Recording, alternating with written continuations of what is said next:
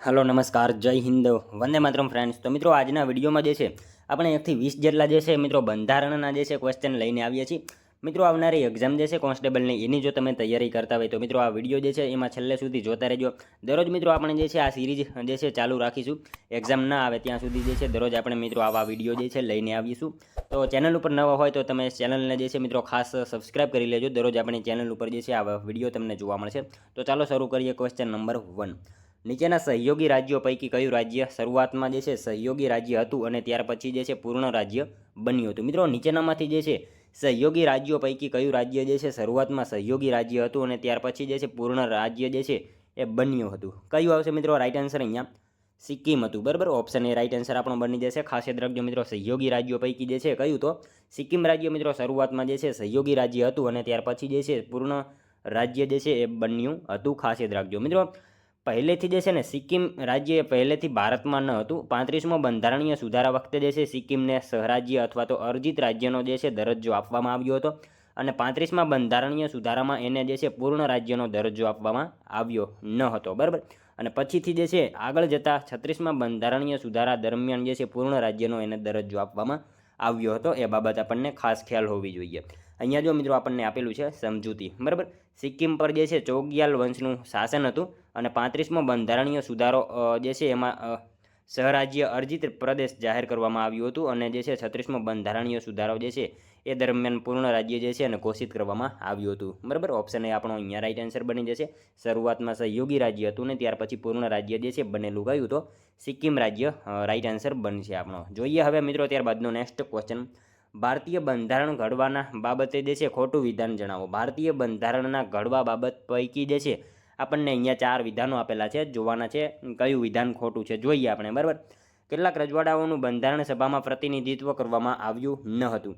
બંધારણ સભાની ચૂંટણીઓ સીધી હતી પરંતુ મર્યાદિત મતાધિકાર સાથે। બંધારણ સભા પણ કામચલાઉ સંસદ તરીકે કામ કરતી હતી। કેટલાક બંધારણીય જોગવાઈઓ 26 જાન્યુઆરી 1950 પહેલાં અમલમાં આવી હતી। શું આવશે મિત્રો? અહીંયા એક વિધાન આપણને ખોટું આપેલું છે। બરાબર, પહેલું વિધાન શું કહે છે જોઈએ આપણે, કેટલાક રજવાડાઓનું બંધારણ સભામાં પ્રતિનિધિત્વ કરવામાં આવ્યું ન હતું। બરાબર મિત્રો, આ વિધાન ને આપણને સાચું આપેલું છે। બરાબર, પહેલું વિધાન સાચું આપેલું છે, ખાસ યાદ રાખીશું મિત્રો।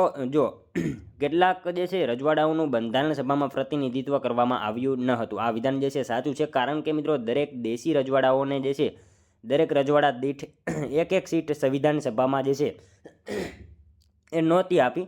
આપણે દેશી રજવાડાઓ માટે એ સંવિધાન સભામાં કુલ 93 સીટો નક્કી કરી હતી। બરાબર, પહેલું વિધાન સાચું આપેલું છે। બીજું વિધાન જોઈએ, બંધારણ સભાની ચૂંટણીઓ સીધી હતી પરંતુ મર્યાદિત મતાધિકારી માટે। શું આવશે બીજું વિધાન મિત્રો? બંધારણ સભાની ચૂંટણીઓ સીધી ન હતી। બરાબર, સીધી ન હતી। બરાબર, આ વિધાન ખોટું આપેલું છે। બંધારણ સભાની ચૂંટણીઓ સીધી ન હતી। બરાબર, મર્યાદિત મતાધિકાર માટે આ વિધાન આપણને ખોટું આપેલું છે। મિત્રો સંવિધાન સભાની ચૂંટણીઓ ડાયરેક્ટ નહોતી, બરાબર, સીધી નહોતી, જનતા દ્વારા એ પરોક્ષ રીતે હતી, એટલે બીજું વિધાન ખોટું આપેલું છે। ત્યારબાદ ત્રીજું વિધાન જોઈએ આપણે, બંધારણ સભા પણ કામચલાઉ સંસદ તરીકે કામ કરતી હતી, આ વિધાન સાચું છે અને કેટલીક બંધારણીય જોગવાઈઓ 26 જાન્યુઆરી 1950 પહેલાં એ અમલમાં આવી હતી। બરાબર, એ વિધાન આપણને સાચું આપેલું છે। એના વિશે મિત્રો વાત કરીએ તો 26 જાન્યુઆરી 1950 પહેલાં એટલે કે 26 નવેમ્બર 1949 થી લાગુ થઈ ગઈ હતી અને આ વિધાન પણ આપણને સાચું આપ્યું છે। 26 નવેમ્બર 1949ના રોજ જ્યારે આપણે ભારતનું સંવિધાન સ્વીકાર્યું ત્યારે ઘણી બધી જોગવાઈઓ એ જ દિવસથી લાગુ કરી દેવામાં આવી હતી અને મિત્રો પાછળથી 26 જાન્યુઆરી 1950ના રોજ આપણે સમગ્ર ભારતના સંવિધાનને સંપૂર્ણ રીતે લાગુ કર્યું હતું। બાબત આપણને ખાસ ખ્યાલ હોવી જોઈએ, ખાસ યાદ રાખીશું। બરાબર, જોઈએ હવે ત્યારબાદનો નેક્સ્ટ ક્વેશ્ચન ત્રીજો, ભારતીય રૂપિયાનું પ્રતિક ચિહ્ન કોના દ્વારા બનાવવામાં આવ્યું છે? મિત્રો ભારતીય રૂપિયાનું પ્રતિક ચિહ્ન આ ચિહ્ન કોના દ્વારા બનાવવામાં આવેલું છે? કોના દ્વારા આવશે અહીંયા રાઈટ આન્સર? ઉદયકુમાર। બરાબર, ડી ઉદયકુમાર એમના દ્વારા બનાવવામાં આવેલું છે। ભારતીય રૂપિયાનું ચિહ્ન કોના દ્વારા? તો ડી ઉદયકુમાર એમના દ્વારા બનાવવામાં આવેલું છે। ખાસ યાદ રાખજો મિત્રો, અહીંયા તમે એમનો ફોટો પણ જોઈ શકો છો। આ ચિહ્ન એ આ ડી ઉદયકુમાર વ્યક્તિ એમના દ્વારા બનાવવામાં આવેલું છે। ભારતીય રૂપિયાનું પ્રતિક કોના દ્વારા? તો ઉદયકુમાર એમના દ્વારા બનાવવામાં આવેલું છે, ખાસ યાદ રાખજો। જોઈએ મિત્રો ત્યારબાદનો નેક્સ્ટ ક્વેશ્ચન ચોથો, ભારતના બંધારણ ઉપર અન્ય બંધારણની અસર બાબતે નીચેના પૈકી કઈ જોડી યોગ્ય રીતે જોડાયેલી નથી? ભારતના બંધારણ ઉપર મિત્રો અન્ય બંધારણની અસર બાબતે જે છે નીચેનામાંથી કઈ જોડી યોગ્ય રીતે જોડાયેલી નથી? જોઈએ આપણે.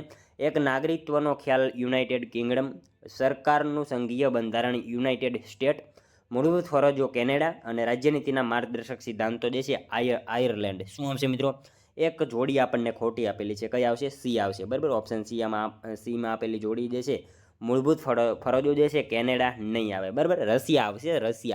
રશિયા આવશે. મૂળભૂત ફરજોનો વિચાર જે છે આપણે રશિયા એટલે કે સોવિયત યુનિયન પાસેથી જે છે લીધેલો છે, કારણ કે ત્યારે એ રશિયા નહોતું, સોવિયત યુનિયન હતું. બરાબર, સોવિયત યુનિયન પાસેથી જે છે મૂળભૂત ફરજો આપણે લીધેલી છે, નહીં કે કેનેડા. બરાબર, ખાસ યાદ રાખજો.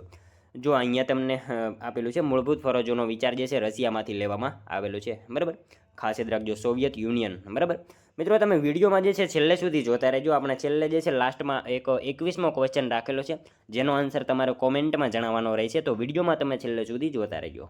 જોઈએ ત્યારબાદનો 5મો ક્વેશ્ચન. 1909ના મોર્લે મિન્ટો સુધારા બાબતે નીચેના પૈકી કયું વિધાન સત્ય છે? સાચું વિધાન જણાવવાનું છે આપણે. જોઈએ આપણે. તે સુધારાએ શાહી વિધાનસભા અને પ્રાંતીય સમિતિઓમાં ચૂંટાયેલા જે છે સભ્યોની સંખ્યામાં વધારો કર્યો. તે સુધારાએ અલગ મુસ્લિમ મતદાર દાખલ કર્યા. બંને વિધાનો સાચા છે. બરાબર, ઓપ્શન સી આપણો રાઈટ આન્સર બનશે. તે સુધારાએ જે છે શાહી વિધાનસભામાં જે છે અને પ્રાંતીય સમિતિઓમાં ચૂંટાયેલા જે છે સભ્યોની સંખ્યામાં વધારો કર્યો. સાચું વિધાન છે. અને તે સુધારાએ અલગ મુસ્લિમ મતદાર દાખલ જે છે કર્યા. બંને વિધાનો આપણને સાચા જ આપેલા છે અહીંયા. બરાબર, ખાસ યાદ રાખજો. 1909ના મોર્લે મિન્ટો એક્ટ દ્વારા મિત્રો મુસ્લિમો માટે જે છે 1909માં જે છે મોર્લે મિન્ટો એક્ટ દ્વારા મુસ્લિમો માટે અને 1919ના મોન્ટેગ્યુ ચેમ્સફોર્ડ એક્ટ દ્વારા જે છે શીખ ધર્મ માટે અલગ મતદાર મંડળની જે છે વ્યવસ્થા કરવામાં આવી હતી. આ બાબત આપણને ખાસ ખ્યાલ હોવી જોઈએ. ત્યારબાદનો ક્વેશ્ચન જોઈએ. 1935ના ભારત સરકારના અધિનિયમ દ્વારા સ્થાપિત સંઘમાં અંતર્ગત જે છે સત્તાઓએ કોને આપવામાં આવી હતી? કોને આવશે મિત્રો રાઈટ આન્સર અહીંયા? ગવર્નર જનરલને. બરાબર, ઓપ્શન બી આપણો અહીંયા રાઈટ આન્સર બની જશે. 1935ના ભારત સરકારના અધિનિયમ દ્વારા જે છે સ્થાપિત સંઘમાં જે છે અંતર્ગત સત્તાઓએ કોને? તો ગવર્નર જનરલને જે છે સત્તાઓ આપવામાં આવેલી હતી. જો મિત્રો અહીંયા જે છે ભારતીય બંધારણની મોટા ભાગની જોગવાઈઓ ભારત શાસન અધિનિયમ 1935માંથી લેવાયેલી છે, અને એટલા માટે જે છે ઘણી બધી વાર જે છે એને ભારતનું મિની કોન્સ્ટિટ્યુશન એટલે કે ભારતના નાના સંવિધાન તરીકે પણ એને ઓળખવામાં આવે છે. એટલે હાલની તકે જે છે આપણા સંવિધાનની અંદર મિત્રો રાષ્ટ્રપતિનું જે પદ રાખવામાં આવ્યું છે, તે રાષ્ટ્રપતિનું પદ તે સમયે 1935ના ભારત શાસન અધિનિયમ જે છે કોની સાથે સરખાવી શકાય? તો મિત્રો આપણે એને જે છે ગવર્નર જનરલ સાથે જે છે એ સરખાવી શકાય. બરાબર, ભારતીય બંધારણની મોટા ભાગની જોગવાઈઓ ભારત શાસન અધિનિયમ 1935માંથી લેવાયેલી જે છે, અને મિત્રો આથી એને જે છે ઘણી વખત ભારતનું નાનું સંવિધાન તરીકે પણ ઓળખવામાં આવે છે. આ બાબત આપણને ખાસ ખ્યાલ હોવી જોઈએ. ત્યારબાદનો ક્વેશ્ચન જોઈએ. બંધારણ સભાની કેન્દ્રીય સમિતિના સભ્ય તરીકે નીચેનામાંથી કોને કઈ મહિલાનો સમાવેશ થતો હતો? શું આવશે મિત્રો રાઈટ આન્સર? બંધારણ સભાની કેન્દ્રીય સમિતિ સભ્ય તરીકે જે છે બંધારણ સભાની કેન્દ્રીય સમિતિના સભ્ય તરીકે નીચેનામાંથી કઈ મહિલાનો સમાવેશ થયો હતો? કોનો આવશે મિત્રો અહીંયા રાઈટ આન્સર? સરોજની નાયડુ. બરાબર, એમનો સમાવેશ થયો હતો બંધારણ સભાની કેન્દ્રીય સમિતિના સભ્ય તરીકે. કોણ હતો? સરોજની નાયડુ જે છે એમનો સમાવેશ થયેલો હતો. ખાસ યાદ રાખજો. મિત્રો, તમને વિડીયો ગમતો હોય તો એક લાઇક કરજો. અમે તમારી પાસે માત્ર એક લાઇકની આશા રાખીએ છીએ, તો એક લાઇક તમે જરૂર કરી દેજો. જોઈએ મિત્રો ત્યારબાદનો નેક્સ્ટ ક્વેશ્ચન.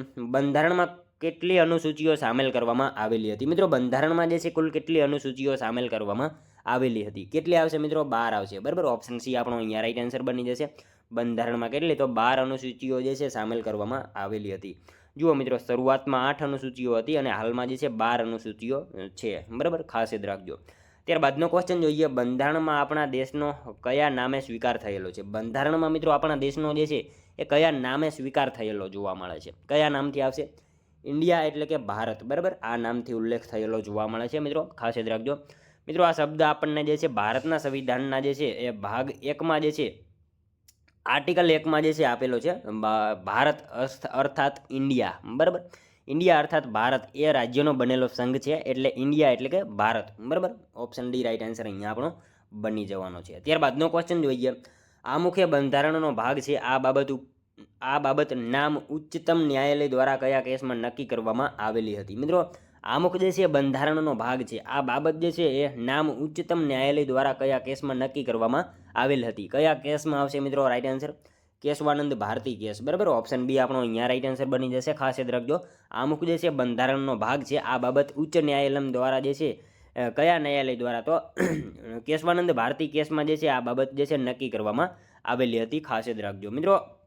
હવે વાત કરીએ એના વિશે, તો ખાસ યાદ રાખજો મિત્રો, કેશવાનંદ ભારતી કેસમાં જે છે આ કેશવાનંદ ભારતી કેસમાં જ આવું નથી કહ્યું. બરાબર, કેશવાનંદ ભારતી કેસ પછી જે આગળ જતા જે LIC ઓફ ઇન્ડિયાનો કેસ આગળ જતા થયો હતો, તે LIC ઓફ ઇન્ડિયાના કેસમાં પણ જે છે સુપ્રીમ કોર્ટે ચુકાદો આપ્યો કે આમુખ જે છે ને બંધારણનો અભિન્ન ભાગ છે. બરાબર, કેશવાનંદ ભારતી કેસ અને LIC ઓફ ઇન્ડિયા કેસ આ બંને સંવિધાનનો જે છે અભિન્ન ભાગ છે. બરાબર, ખાસ યાદ રાખજો. ત્યારબાદનો ક્વેશ્ચન જોઈએ 11મો. બંધારણનું આમુખ બંધારણની આત્મા છે, બંધારણની ચાવી છે, બંધારણનું આભૂષણ છે. આ વિધાન બંધારણના આમુખ સંદર્ભે કોણે કહ્યું હતું? આ વિધાન જે છે મિત્રો કોણે કહ્યું હતું? બંધારણનું આમુખ જે છે બંધારણની આત્મા છે, બંધારણની ચાવી છે, બંધારણનું આભૂષણ છે. આ નીચેનામાંથી જે છે વિધાન કોણે કહ્યું હતું? કોણ આવશે મિત્રો? પંડિત ઠાકુરદાસ ભાર્ગવ. બરાબર, એમને આ વિધાન કહેલું હતું. ખાસ યાદ રાખજો. ત્યારબાદનો ક્વેશ્ચન જોઈએ. ભારતના સંવિધાનના આમુખમાં તેના સર્વ નાગરિકોને સામાજિક, આર્થિક અને રાજકીય ખાલી જગ્યા પ્રાપ્ત થાય તેવો સંકલ્પ કરવામાં આવેલ છે. ભારતના સંવિધાનના મિત્રો આમુખમાં જે છે તેના સર્વ નાગરિકોને જે છે સામાજિક, આર્થિક અને રાજકીય ખાલી જગ્યા પ્રાપ્ત થાય તેવો સંકલ્પ કરવામાં આવેલો છે. શું આવશે મિત્રો રાઈટ આન્સર? ન્યાય. બરાબર, ન્યાય જે છે પ્રાપ્ત થાય તેવો સંકલ્પ કરવામાં આવેલો છે. ખાસ યાદ રાખજો મિત્રો. સામાજિક ન્યાય એટલે શું? તો મિત્રો ભારતમાં જે છે દરેક વ્યક્તિને સમાન માનવામાં આવશે. બરાબર, અહીંયા જે છે સામાજિક ન્યાય, આર્થિક ન્યાય અને રાજકીય ન્યાયની આપણને વાત કરવામાં આવી છે. તો સામાજિક ન્યાય એટલે શું? તો મિત્રો ખાસ યાદ રાખજો, સામાજિક ન્યાય એટલે જે છે ભારતમાં દરેક વ્યક્તિને એક સમાન માનવામાં આવશે. કોઈની પણ સાથે ધર્મ, જાતિ, જ્ઞાતિ, આયુષ્ય, જન્મસ્થાન, લિંગ કોઈ પણ આધારે જે છે ભેદભાવ કરવામાં આવશે નહીં. અને મિત્રો ભારતના સંવિધાનનું આમુખ જે છે એ તો ભારતના સંવિધાનનું દર્પણ છે. ભારતના સંવિધાનને સમજવા માટેની ચાવી છે. બરાબર, એને એટલા માટે જ જે છે આ જે સામાજિક ન્યાયની જે છે આપણે જે આમુખમાં વાત કરી છે એને આપણે જે છે આગળ જતાં ભારતના સંવિધાનના ભાગ 3માં જે છે એ મૂળભૂત અધિકારોના અંતર્ગત અનુચ્છેદ 14થી લઈને અનુચ્છેદ 18 કે જેમાં સમાનતાના જે છે અધિકાર આપવામાં આવ્યો છે એમાં આપણે જે છે એને સાબિત કરેલો છે. બરાબર, હવે મિત્રો વાત કરીએ આર્થિક ન્યાય. આર્થિક ન્યાય જે છે એ શું છે? તો મિત્રો એવું નથી હોતું કે બધાની આવક એક સરખી જ હોય. બરાબર, તો જ આર્થિક ન્યાય મળ્યો કહેવાય. એવું નથી હોતું કે બધાની આવક એક સરખી હોય તો જ આર્થિક ન્યાય મળ્યો કહેવાય. પણ જે ભારતમાં મિત્રો અલગ અલગ આવક ધરાવતા વ્યક્તિઓ છે એ બધાની આવકને એક સમાન કરવાનો, આવકની સમાનતાના જે છે એ સમાપ્ત કરવાનો પ્રયત્ન કરવામાં આવે તો એને જે છે આપણે આર્થિક ન્યાય કહીશું. બરાબર, હવે મિત્રો વાત કરીએ રાજકીય ન્યાય. બરાબર, રાજનૈતિક ન્યાય. તો એક દેશમાં મિત્રો રાજનીતિમાં ભાગ લેવાનો અને સાથે એ દેશની રાજનીતિમાં દરેક નાગરિકને મત આપવાનો અધિકાર પ્રાપ્ત થયો હોય તો તેને જે છે રાજનૈતિક ન્યાય મળે છે. બરાબર, તેવું કહી શકાય. અને મિત્રો ભારતમાં દરેક વ્યક્તિને રાજનૈતિક ન્યાય મળે જ છે, કારણ કે મિત્રો 18 વર્ષની ઉંમર પૂરી કરી ચૂકેલો દરેક વ્યક્તિને જે છે અનુચ્છેદ 326 મુજબ મત આપવાનો અધિકાર છે. બરાબર, સાથે મિત્રો ચૂંટણીમાં કોઈ પણ ભેદભાવ વગર ઉમેદવારી પણ નોંધાવવાનો એને અધિકાર મળેલો છે. એટલે રાજનૈતિક ન્યાય પ્રાપ્ત થાય છે. બરાબર, આના વિશે આપણને ખ્યાલ હોવો જ જોઈએ. ત્યારબાદનો ક્વેશ્ચન જોઈએ મિત્રો.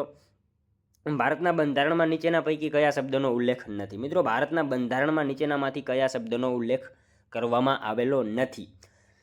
શું આવશે મિત્રો જોઈએ આપણે. સાર્વભૌમ, સ્વતંત્રતા, બંધુતા, ન્યાય. મિત્રો આમાં જે છે એ એક પણ નહીં આવે. બરાબર, આપેલ પૈકી એક પણ નહીં. મતલબ ત્રણેય આ ચારેય જે છે શબ્દનો ઉલ્લેખ કરવામાં આવેલો છે. એટલે જવાબ આપણો ઓપ્શન ડી બની જશે.